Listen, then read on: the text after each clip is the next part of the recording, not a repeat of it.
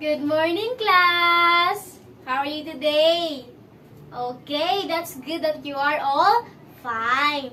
So, I'm your teacher, Ken, and I'm your teacher sa arts today. But, before we start our class, can I request everyone to please stand for our opening prayer?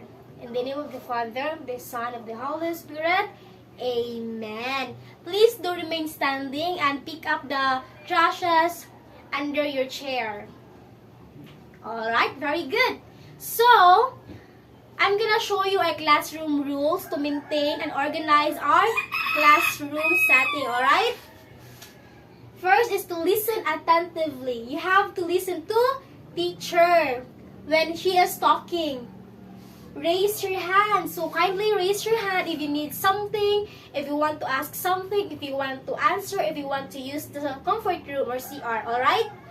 Okay, raise your hand. And third, be respectful. Of course, you have to be respectful all throughout our time or our discussion. And yes, of course, you have to focus. Most importantly, follow instruction and to participate. Alright. So here, before that, who is absent today? No one? Very good. Everyone is present. So here, I have prepared here something. So this is a game called 4 Picks 1 Word. So inside this picture, na siya'y clue or na siya'y meaning, na siya'y word yung nag-symbolize. So based sa picture, isa man siya, nagpile ang mga stone. Here, meron siya timbang. And here, the infrastructure, all the same. And here is like, yeah, same thing here, nagtimbang siya. And here's the number of letters nga nagkuan ani nga picture. So let's count how many numbers. Alright? 1, 2, 3, 4, 5, 6, 7. So we have 7 letters.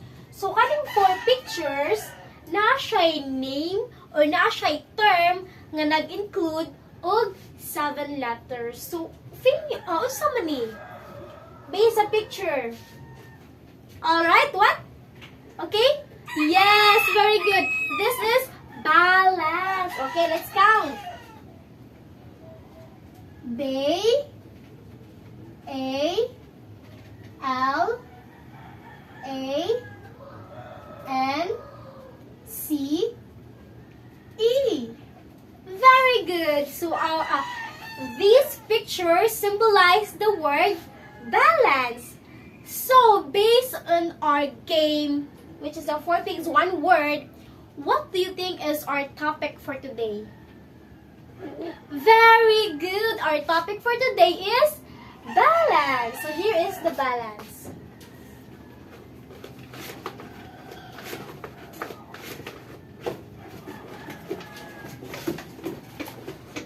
Alright. Balance. So balance is the way the elements are arranged symmetrically and symmetrically to create feeling of stability or impression of equality in weight and an artwork. So muna siya ang balance. Give me an example daw sa mga balance. Just like sa katong picture ganina, nagbalance ang mga stone.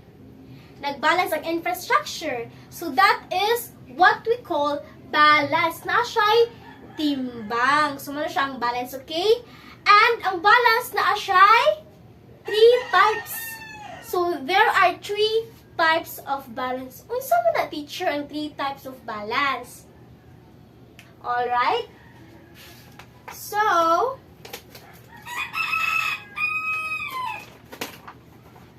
the 3 types of balance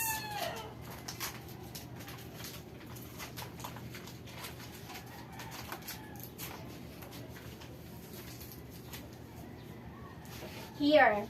First is symmetrical balance.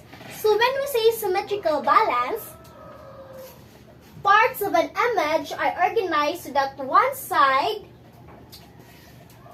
reflect the other side. So, muna siyang symmetrical balance.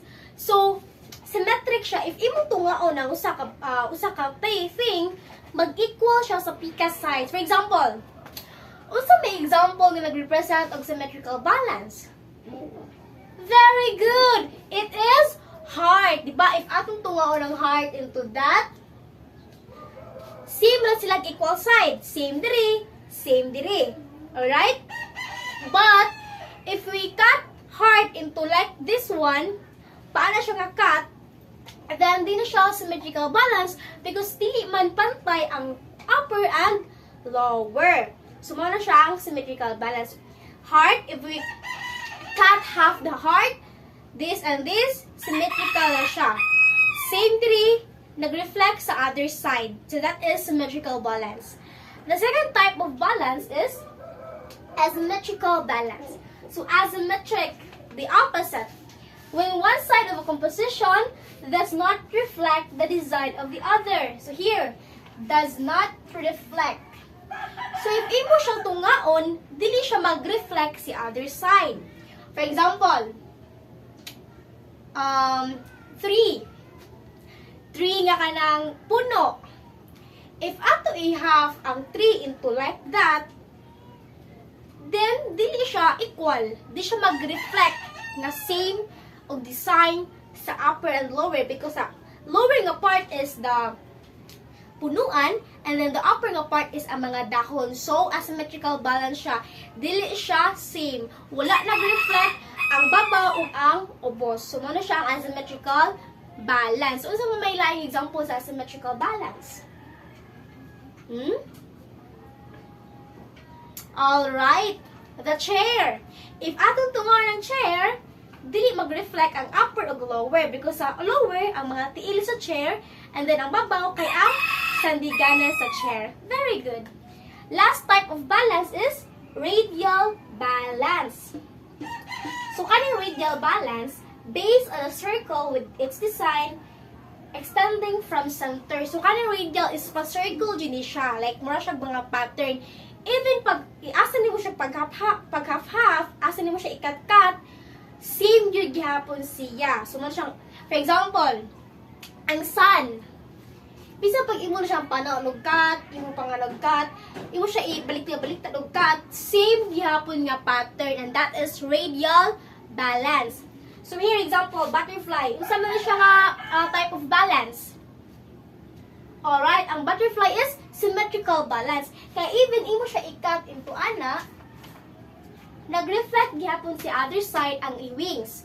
But if ato siya i-cut into ana, then wala siya nag-reflect sa lower ug upper, ang katong nga pattern, so matawag siyang asymmetrical. Here, the last image, sunflower.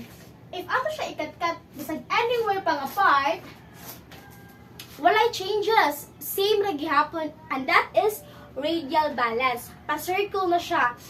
Okay? Mga pattern na siya. Bisag asa pa nimo na siya cut-cut. Paana pa siya diri, ana diri. No changes nga may tabo because same ra og pattern, and that is radial balance. Alright? So here we have the activity. So this is jar.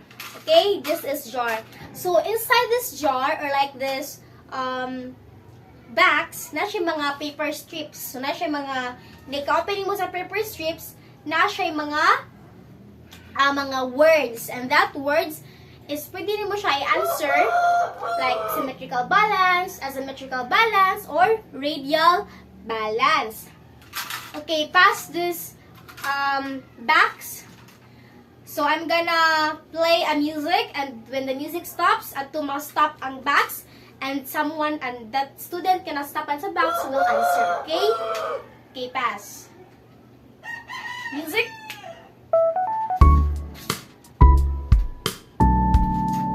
Alright. So, unsa man imuhang na dawatan nga paper strips. Okay. Sa imuhang manahunong ang box, you have to pick one paper strip inside this box.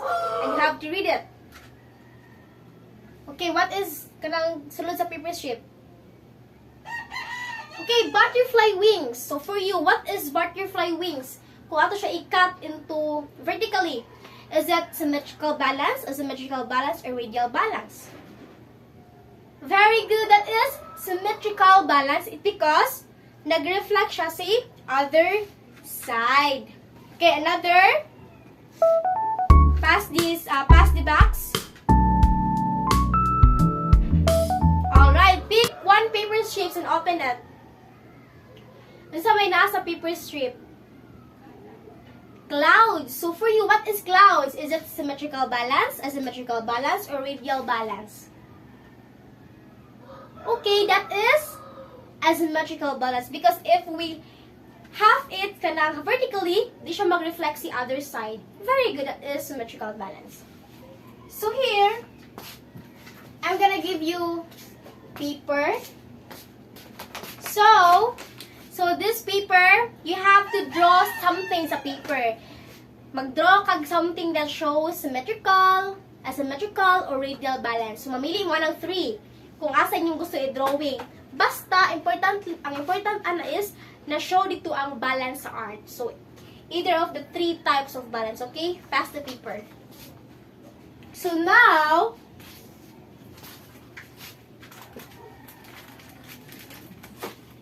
it's time for you to do your assignment.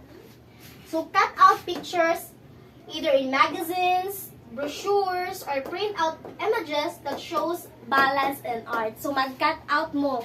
Kung makita ang balance ng art, pwede sa mga brochures, sa magazine, or even mag-print out mo.